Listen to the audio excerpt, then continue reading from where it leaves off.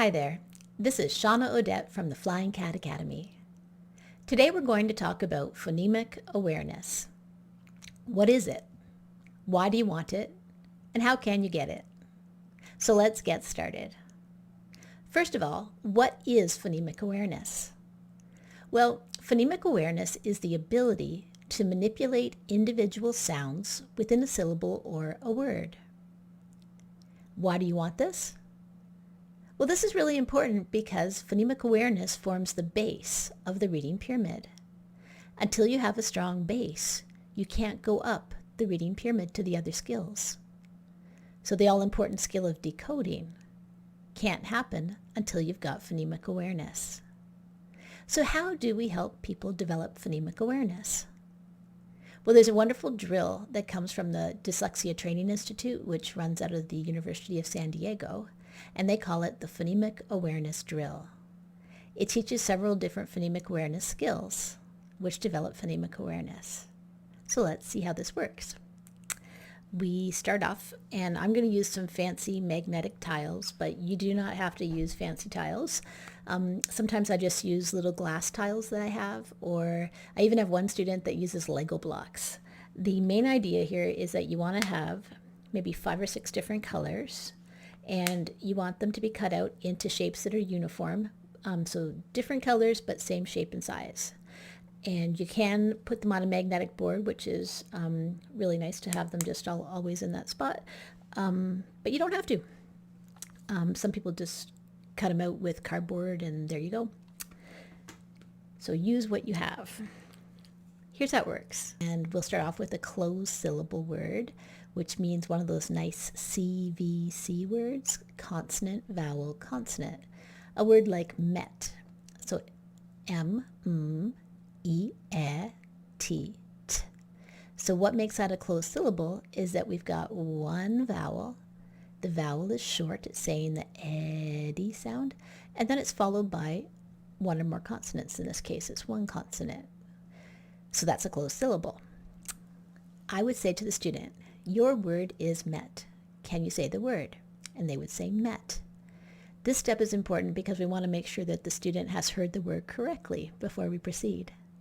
And then I would say, now can you show me the word met with your tiles? And they would take their tiles and they would say, t.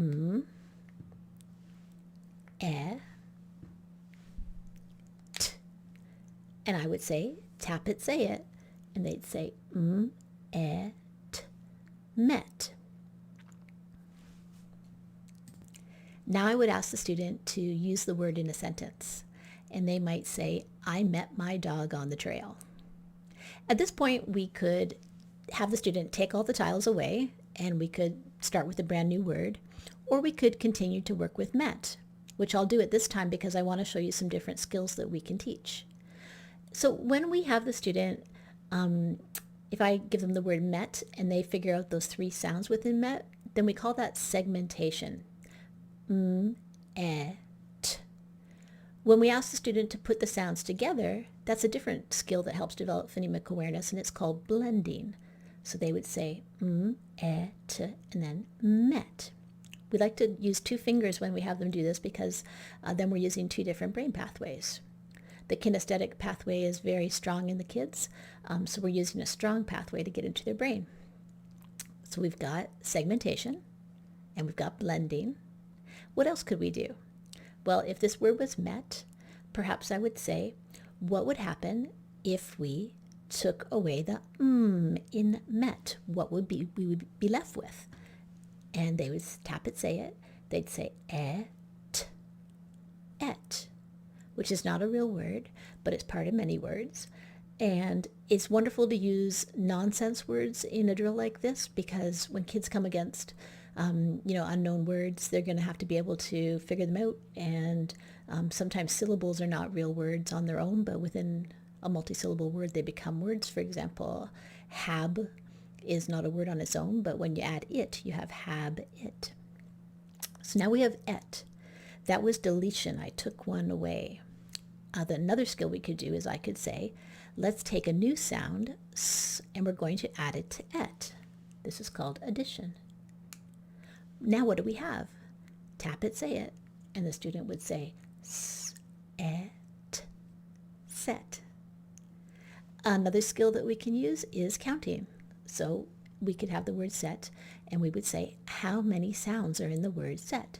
And they would say 1, 2, 3.